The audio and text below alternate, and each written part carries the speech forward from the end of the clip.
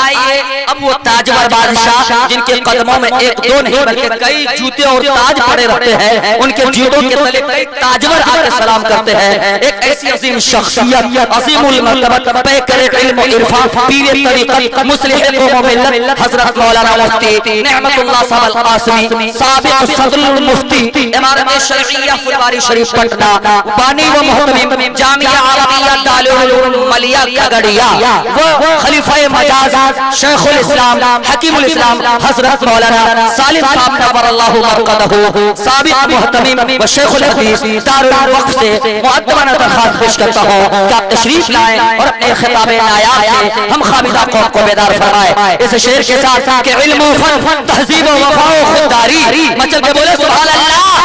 علم و فن تہذیب و وفا و خودداری لے کر کے سامان یہ سارا بیٹھا ہے اور جی کرتا ہے لکھ دوں دیواروں پر اس محفل میں ایک ادارہ بیٹھا ہے۔ بسم اللہ الرحمن الرحیم، الحمد للہ نحمده ونستعینه ونستغفره ونؤمن به ونتوکل علیہ ونعوذ باللہ من شرور انفسنا ومن سیئات اعمالنا، من يهده الله فلا مضل له ومن يضلله فلا هادي له،